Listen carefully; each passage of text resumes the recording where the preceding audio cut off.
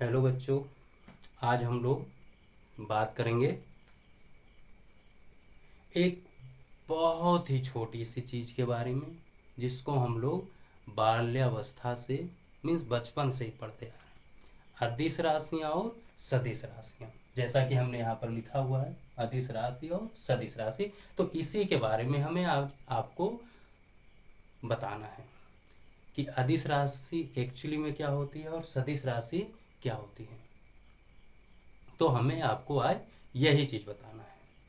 तो अब आप सोच रहे होंगे, क्या सर इतनी सी बात हम नहीं जानते हैं। तो बेटा, आप इतनी सी बात नहीं जानते हैं। क्यों नहीं जानते हैं अभी आपको खुद क्लियर हो जाएगा कि हाँ, इतनी सी बात हम नहीं जानते हैं। तो क्या नहीं जानते हैं और क्या जानते हैं उसकी हम लोग चर्चा करते हैं। आप जानते क्या हैं? आप जानते ये हैं अदिश राशि। अदिश राशि वे राशियां होती हैं जिनमें केवल परिमाण होता है, दिशा नहीं होती है, अदिश राशियां कहलाती हैं। जबकि सदिश राशियां वे राशियां होती हैं जिनमें परिमाण के साथ साथ दिशा भी होती है, सदिश राशियां कहलाती हैं। बस आप इतनी सी ही बात जानते हैं। और हाँ, अदिश राशियों के कुछ एग्जाम्पल्स आपको पता है, जैसे दूरी, चाल, दाब, क्षेत्रफल, आयतन एटसेट्रा एटसेट्रा। कई सारे एग्जाम्पल्स आपको अदिश राशि के पता हैं।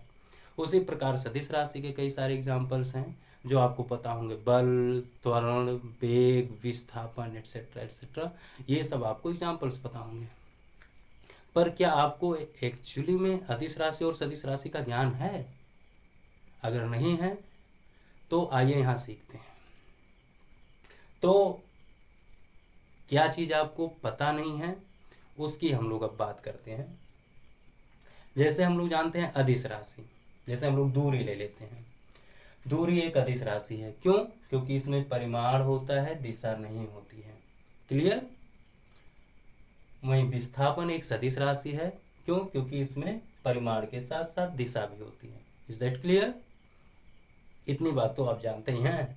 अब नया क्या बताना है वो देखते हैं। दूरी, इसमें दिशा नहीं होती है। क्यों नहीं होती है? विस्थापन, इसमें दिशा होती है। क्यों होती है? समझे? ये चीज पता है कि इसमें दिशा नहीं होती है या इसके लिए दिशा जरूरी नहीं है। क्यों नहीं है? नहीं पता है। रियलिटी में बताइएगा, नहीं पता है। विस्थापन, ये सदिश है, इसमें दिशा की जरूरत पड़ती है, इसमें दिशा जरूरी है। क्यों जरूरी है? नहीं पता है ना। यही चीज हमको आज क्लियर करना है। तो आप भी बता दोगे कि हाँ सर, ये तो बहुत ही आसान था, है ना। तो चलिए जानते हैं। देख, उसके लिए पहले हम लोग दूरी का डिफिनेशन जान लेते हैं और फिर विस्थापन का डिफिनेशन जान ले। ये दोनों डिफिनेशन जान लेना तो फिर मजा आ जाएगा समझने में कि एक्चुअली में अदिश है ये, इसमें दिशा की जरूरत नहीं है। ये सदिश है, इसमें दिशा की जरूरत है ना। तो दूरी का डिफिनेशन क्या है? किसी वस्तु द्वारा तय किए गए पथ की कुल लंबाई। किसी वस्तु द्वारा तय किए गए पथ की, मान लीजिए आपको कहीं अपने घर से किसी और के घर, किसी रिलेटिव के घर जाना है, तो आपके द्वारा तय किए गए रास्ते की कुल लंबाई दूरी कहलाएगी। और वहीं बात करते हैं हम लोग विस्थापन की। विस्थापन क्या होता है? किसी वस्तु की प्रारंभिक स्थिति और अंतिम स्थिति के बीच की न्यूनतम लंबाई। किसी वस्तु के प्रारंभिक स्थिति और अंतिम स्थिति के बीच की न्यूनतम लंबाई, मतलब किन्हीं दो बिंदुओं के बीच की न्यूनतम लंबाई क्या कहलाती है? विस्थापन। इस चीज पे गौर करिएगा कि दूरी जो होती है वो किसी वस्तु द्वारा तय किए गए पथ की कुल लंबाई होती है, जबकि विस्थापन किन्हीं दो बिंदुओं के बीच की न्यूनतम लंबाई होती है ना। इतना क्लियर हुआ ना, तो भी मजा आ जाएगा समझने में। आगे देखते हैं। तो इसके लिए लेते हैं हम लोग 2 पॉइंट, है ना। 2 पॉइंट, एक पॉइंट लेते हैं ए और एक दूसरा पॉइंट लेते हैं बी। और ए से बी तक का मान लेते हैं कई सारा रास्ता है। आप भी मान लीजिए कहीं जाते होंगे अपने घर से किसी रिलेटिव के घर, तो एक ही रास्ता नहीं होता होगा, कई सारा रास्ता होता होगा। और आप उसी रास्ते को चूज करते होंगे जो छोटा भी होता होगा और सही भी होता होगा। तो यहाँ देखिए एग्जाम्पल हमारा तैयार हो गया है। यहाँ देखिए ए से बी तक जाने का 5 रास्ता है, ए से बी तक जाने का 5 रास्ता है। तो यहीं से हम लोग समझेंगे अभी।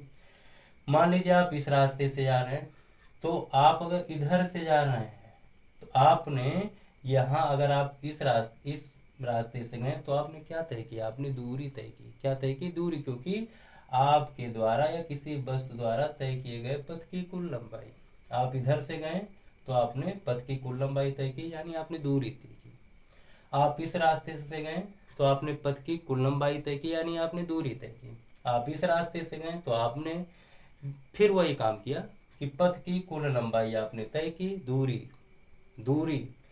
यदि आप इस रास्ते से जाते हैं तो फिर आपने वही यहाँ से यहाँ तक का जो पूरा रास्ता है उसी को आपने तय किया, यानी आपने दूरी तय की। क्या तय की? दूरी, है ना।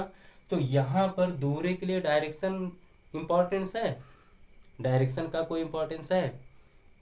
डायरेक्शन का यहाँ इंपॉर्टेंस नहीं है, क्योंकि दूरी में साफ साफ सीधे सीधे क्या बताया गया है कि किसी वस्तु द्वारा तय किए गए पथ की कुल लंबाई। अब वो चाहे आप इधर से जाएं, इधर से जाएं, इधर से जाएं या इधर से जाएं, आपके द्वारा उस रास्ते को तय करने में चली गई कुल लंबाई वो आपके द्वारा तय की गई दूरी कहलाती है। तो यहाँ डायरेक्शन का कोई भी इम्पोर्टेंस नहीं है। अब हम लोग बात करते हैं विस्थापन की। तो विस्थापन मीन्स किन्हीं दो बिंदुओं के बीच की न्यूनतम दूरी। तो अब यहाँ देखिए, अगर आपको ए से बी तक जाना है तो इसमें न्यूनतम दूरी तय करने वाला कौन सा रास्ता नजर आ रहा है आपको? यही रास्ता ना, ए से बी तक का अगर आपको न्यूनतम दूरी तय करनी ही है तो न्यूनतम रास्ता कौन सा है? न्यूनतम लंबाई का ए बी है ना। अगर आप जिसकी दिशा इधर, मान लीजिए आपको इधर से इधर जाना है, अगर आप सीधे ऐसे जाएंगे तभी जाकर आप ए से बी तक की न्यूनतम लंबाई तय करेंगे। इस रास्ते के अलावा आप किसी अन्य रास्ते से जाते हैं तो आप न्यूनतम लंबाई तय नहीं करते हैं, मतलब आप विस्थापन नहीं करते हैं। विस्थापन के लिए जरूरी है दोनों बिंदुओं के बीच की न्यूनतम लंबाई। अब यदि मान लीजिए आप यहाँ तक आ रहे हैं, घूमते घूमते आपका मूड बदल गया, आप इधर घूम के फिर इधर से चले आए। अब बताइए, क्या आप जब इस बार आए इधर से यहाँ तक तो क्या आपने न्यूनतम लंबाई तय की? नहीं तय की। आपने न्यूनतम लंबाई नहीं तय की, मीन्स आपने विस्थापन नहीं किया। या मान लीजिए आप यहाँ से यहाँ तक आते हैं, फिर इधर थोड़ा घूम टहल लेते हैं, फिर इस वाले रास्ते से होकर फिर बी पर पहुँचते हैं। क्या इस केस में भी आपने ए से बी तक की न्यूनतम लंबाई तय की? नहीं तय की, मीन्स आपने विस्थापन नहीं किया। तो विस्थापन के लिए क्या होना चाहिए? ए से बी तक की न्यूनतम लंबाई। तो इसे ए से बी तक की न्यूनतम लंबाई कब होगी? जब आप सिर्फ और सिर्फ इसी डायरेक्शन में जाएंगे, सिर्फ और सिर्फ इसी डायरेक्शन में जाएंगे, सिर्फ और सिर्फ इसी डायरेक्शन में जाएंगे। इस डायरेक्शन के अलावा आप किसी अन्य डायरेक्शन से होकर जा रहे हैं या कहीं रास्ते में घूमते टहलते हुए इधर उधर दाएं बाएं होते हुए जा रहे हैं तो आप ए से बी तक की न्यूनतम दूरी तय नहीं कर रहे, मीन्स आप विस्थापन नहीं कर रहे हैं। तो विस्थापन के लिए क्या आपको यहाँ विस्थापन अगर करना है, मीन्स अगर आपको ए से बी तक की न्यूनतम लंबाई तय करनी है तो आपको सिर्फ और सिर्फ इसी डायरेक्शन में ही जाना होगा। इस डायरेक्शन के अलावा आप किसी अन्य डायरेक्शन में जाते हैं तो आप न्यूनतम लंबाई तय नहीं करते हैं, मीन्स आप विस्थापन नहीं करते हैं। तो अब क्लियर हो गया होगा कि दूरी के लिए डायरेक्शन का ज़रूरत नहीं पड़ता है। क्यों? आप किसी भी रास्ते से जाएं, किसी भी रास्ते से जाएं, आपके द्वारा तय किए गए रास्ते की कुल लंबाई दूरी कहलाएगी, है ना। जबकि विस्थापन क्या होगा? ए से बी तक की न्यूनतम लंबाई। तो न्यूनतम लंबाई कब आएगी? जब आप एक फिक्स डायरेक्शन में जाएंगे। उस फिक्स डायरेक्शन के अलावा आप किसी अन्य डायरेक्शन में घूमते हैं या आप इधर उधर दाएं बाएं भटकने लगते हैं तो आप न्यूनतम लंबाई तय नहीं करते हैं, मीन्स आप विस्थापन नहीं करते हैं। तो यहाँ क्लियर हो गया कि अगर हमें विस्थापन करना है, मीन्स अगर हमें दो बिंदुओं के बीच न्यूनतम लंबाई तय करनी है तो तो हमें किसी एक फिक्स डायरेक्शन में ही जाना पड़ेगा। इसीलिए हम लोग कहते हैं कि विस्थापन के लिए दिशा जरूरी है, क्योंकि बिना दिशा जाने हम लोग विस्थापन नहीं कर सकते हैं। मीन्स हम लोग न्यूनतम दूरी तय नहीं कर सकते हैं बिना दिशा जाने। तो ये क्लियर हो गया कि दूरी के लिए हमें दिशा की ज़रूरत नहीं पड़ती है और विस्थापन का बिना दिशा के काम ही नहीं चलता है। तो बस आज के वीडियो में हमें आपको यही बताना था। अब हम आपको अपने अगले वीडियो में चाल और वेग के बारे में बताएंगे, और वहाँ हम आपको बताएंगे कि चाल जो होता है वो एक अदिश राशि, मीन्स उसके लिए दिशा मायने नहीं रखती है, और वेग जो है वो एक सदिश राशि है, मतलब उसमें दिशा नेसेसरी होती है, मतलब उसके लिए दिशा जरूरी है। तो ये चीज़ हम आपको अगले वीडियो में बताएंगे अपने।